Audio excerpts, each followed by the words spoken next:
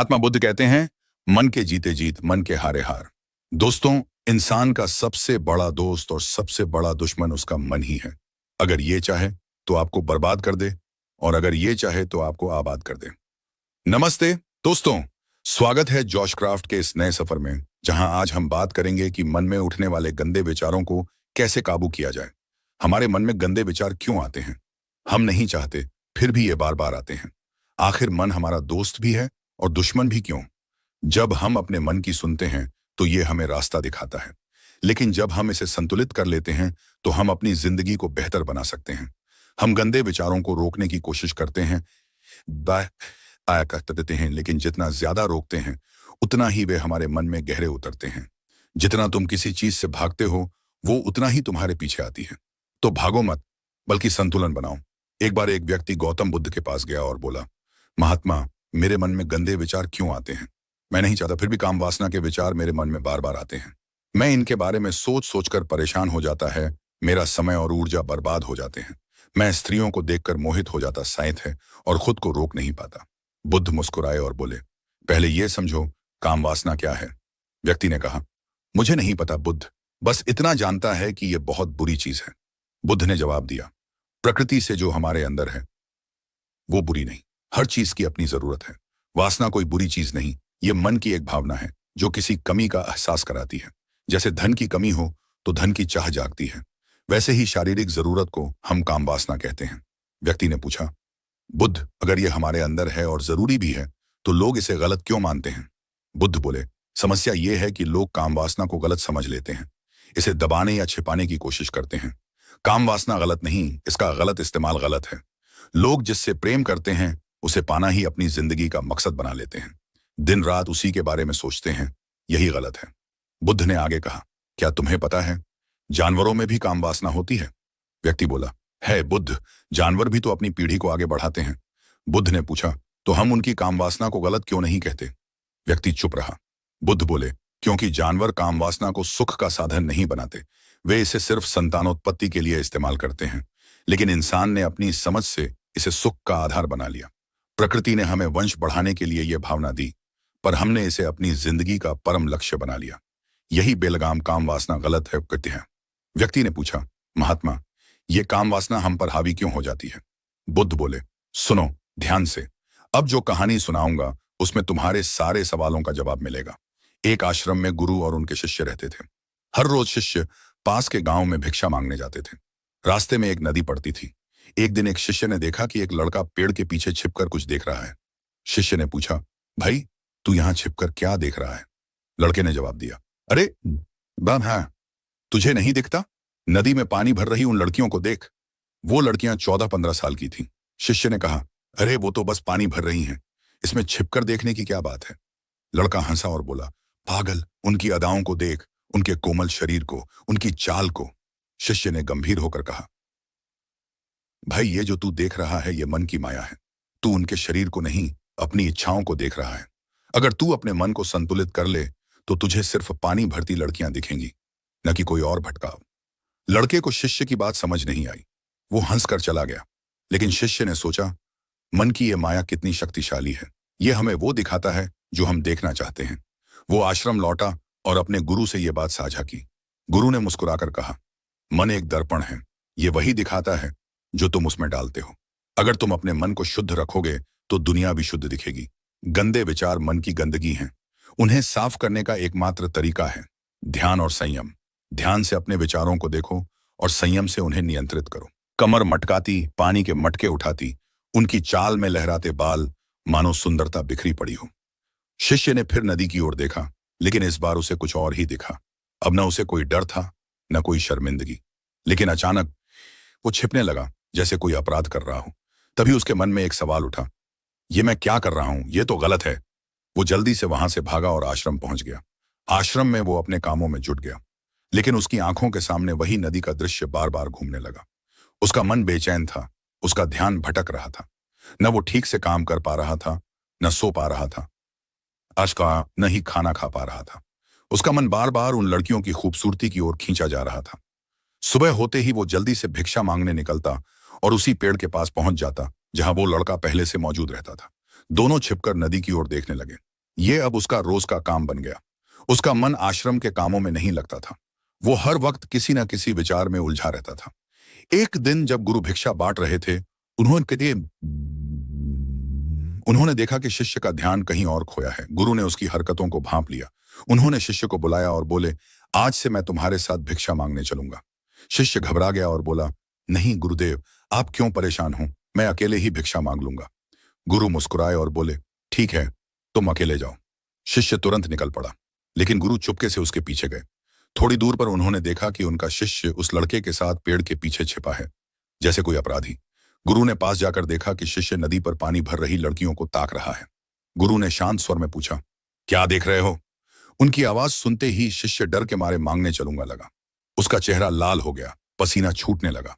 वो ऐसा कांप रहा था जैसे चोर को चोरी करते पकड़ लिया गया हो। दूसरा लड़का वहां से भाग गया। शिष्य के मुंह से टूटे फूटे शब्द निकले, गुरुदेव। वो नजरें नहीं मिला पा रहा था। गुरु ने गहरी नजरों से उसे देखा और बोले, मेरा शिष्य तो निर्भय था, उसे किसी चीज का डर नहीं था, लेकिन ये क्या, तुम तो भय से कांप रहे हो। शिष्य ने रोते हुए कहा, मुझे माफ कर दीजिए गुरुदेव, मेरा कोई दोष नहीं।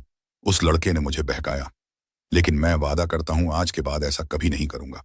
गुरु ने शांत स्वर में कहा, कोई बात नहीं, लेकिन ये याद रखो, हम जैसी संगति करते हैं वैसा ही फल पाते हैं। बुरी संगति हमारे मन में बुरे विचार लाती है। अच्छी संगति चुनो ताकि तुम्हारे मन में अच्छे विचार आए। शिष्य और गुरु आश्रम लौट आए। शिष्य ने उस रास्ते को छोड़ दिया और दूसरे रास्ते से भिक्षा मांगने जाने लगा। वो अपने कामों पर ध्यान देने लगा, लेकिन कुछ समय बाद बाद उसके अंदर क्रोध जागने लगा। वो दूसरों पर गुस्सा करने लगा, बेचैन रहने लगा। वो समय पर खाना नहीं खाता था और बहुत कम खाता था। एक रात गुरु शिष्य के पास आए और बोले, तुमने कितनी बार अपना वादा तोड़ा? शिष्य गुरु के चरणों में गिर पड़ा और रोते हुए बोला, गुरुदेव, मैं बार बार वादा तोड़ देता हूं। मैं चाहता हूं कि मेरे मन से बुरे विचार निकल जाएं, लेकिन कोशिश करने पर भी ऐसा नहीं होता। गुरु ने उसे आश्रम के बगीचे में ले जाकर कहा, देखो, यहां नालियां हैं जिनसे नदी का पानी पौधों तक जाता है। यह पानी लगातार बहता रहता है। क्या तुम इस बहाव को रोक सकते हो? शिष्य ने कहा, हाँ गुरुदेव, मैं इसे रोक सकता हूं। उसने मिट्टी उठाकर नाली में डाल दी। पानी थोड़ी देर रुका, लेकिन फिर मिट्टी के ऊपर से बहने लगा।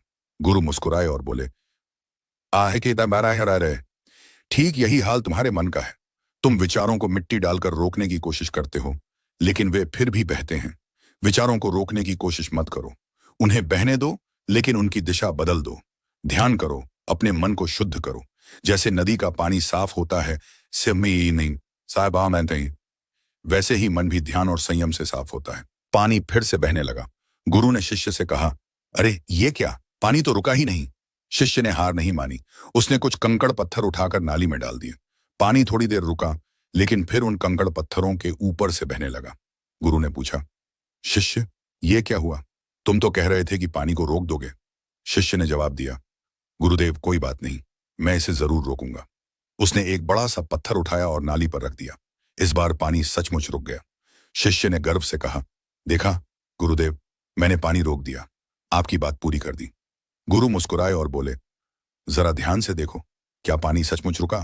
वो तो पीछे की नाली तोड़कर बाहर निकल गया, आसपास से बह रहा है। और देखो, इस पत्थर के आगे भी पानी अपना रास्ता बना रहा है। थोड़ी देर बाद पानी ने सचमुच नया रास्ता बना लिया। गुरु ने समझाया, शिष्य, यही हाल तुम्हारे मन का है।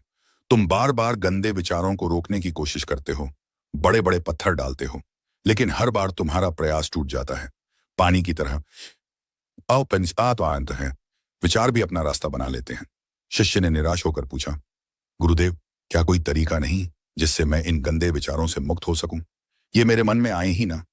गुरु उसे नदी के पास ले गए, जहां से बगीचे में पानी जाता था। उन्होंने कहा, यह पानी इसी नदी से बगीचे तक जाता है। अगर हम यहीं से रास्ता बंद कर दें तो क्या पानी बगीचे में जाएगा? शिष्य ने उत्साह से कहा, हाँ गुरुदेव, मैं यहीं से पानी रोक दूंगा, फिर बगीचे में पानी जाएगा ही नहीं। उसने मेहनत करके पत्थर और मिट्टी डालकर नदी का रास्ता बंद कर दिया। फिर गुरु से बोला, देखा गुरुदेव, मैंने पानी रोक दिया, अब यह बगीचे में नहीं जाएगा। गुरु ने शांत स्वर में पूछा, शिष्य, अगर पानी बगीचे में नहीं गया तो पेड़ पौधों को पानी कहां से मिलेगा? कुछ पौधों को तो रोज पानी चाहिए, बिना पानी के वो मुरझा जाएंगे, उनका क्या होगा? शिष्य चुप रहा। गुरु ने आगे कहा, पानी को रोकना ठीक नहीं, हमें इसे बहने देना है, लेकिन सही दिशा में। शिष्य ने नदी का रास्ता फिर से खोल दिया। गुरु ने पूछा, अगर हम नदी का सारा पानी बगीचे की ओर मोड़ दें तो क्या होगा? शिष्य ने जवाब दिया, गुरुदेव, सारे पेड़ पौधे गलकर नष्ट हो जाएंगे। गुरु मुस्कुराए और बोले, बिल्कुल, न बहुत कम पानी न बहुत ज्यादा। जिंदगी संतुलन से चलती है। जैसे पौधों को सही मात्रा में पानी चाहिए, वैसे ही मन को सही दिशा चाहिए। गुरु ने आगे कहा, अगर मैं तुमसे कहूं कि आम के बारे में मत सोचो, तो तुम्हारे मन में सबसे पहले क्या आएगा? शिष्य बोला, गुरुदेव, आम का चित्र ही आएगा। गुरु ने कहा, ठीक यही गंदे विचारों के साथ होता है। जितना तुम उन्हें दबाने की कोशिश करते हो, उतना ही वे मजबूत होकर लौटते हैं। विचारों को दबाओ मत, उनकी दिशा बदलो। बुरी संगति छोड़ो, क्योंकि बुरी संगति गंदे विचार लाती है। अच्छी संगति अपनाओ, ताकि तुम्हारा मन शुद्ध हो। शिष्य ने गुरु की बात समझी। उस रात वो शांति से सोया। सुबह पूरे जोश से अपने काम में जुट गया। वो फिर भिक्षा मांगने उसी नदी के रास्ते गया, जहां वो लड़का पेड़ के पीछे छिपकर लड़कियों को देख रहा था। शिष्य नदी पर पहुंचे। उसने लड़कियों से पानी मांगा। एक लड़की ने उसे पानी पिलाया और उसके चरण छूकर आशीर्वाद मांगा। शिष्य ने कहा, तुम्हारा कल्याण हो। उसका मन सकारात्मक ऊर्जा से भर गया। उसके चेहरे पर मुस्कान लौट आई, जैसे कोई खोई हुई चीज मिल गई हो। तभी वो लड़का आया और बोला, क्या बात है सन्यासी, आज तो तू मुझसे भी आगे निकल गया। करीब से देख लिया ना? शिष्य ने शांत स्वर में जवाब दिया, हम हमेशा दूसरों को देखने में व्यस्त रहते हैं, लेकिन खुद को देखना भूल जाते हैं। तू कब तक पेड़ के पीछे छिपेगा? अगर कोई पसंद है तो उससे बात कर। अगर वो भी तुझे पसंद करती है, शगीनन आहम पसंद करती है, तो शादी कर ले। लेकिन पहले कुछ बन, खुद को पहचान। अपना समय बर्बाद मत कर। लड़के ने शिष्य की बात सुनी। उसने नदी जाना छोड़ दिया और अपने जीवन में कुछ बनने के लिए मेहनत शुरू कर दी। संगति का असर देखा तुमने दोस्तों? बुरी संगति मन को भटकाती है, अच्छी संगति मन को राह दिखाती है। गौतम बुद्ध ने उस व्यक्ति से पूछा, क्या तुम्हें अपने सवालों के जवाब मिल गए? व्यक्ति ने कहा, हाँ महात्मा, आपका बहुत बहुत धन्यवाद। बुद्ध बोले, जब तुम्हारे मन में गंदे विचार आए तो खुद को दोषी मत मानो। ये शरीर है, ये विचार हजारों सालों से हमारे साथ हैं, लेकिन तुम में वो शक्ति है, वो ऊर्जा है जिसे संतुलित करने का हुनर तुम सीख सकते हो। तुम एक जीवित ऊर्जा हो जो अनुभव करने, निर्माण करने के लिए स्वतंत्र है। खुद को पहचानो। बुद्ध मौन हो गए और वो व्यक्ति एक नई प्रेरणा लेकर वहां से चला गया। दोस्तों, इस कहानी का सबक ये है, अपने मन को समझो। गंदे विचारों को दबाने की कोशिश मत करो, उन्हें सकारात्मक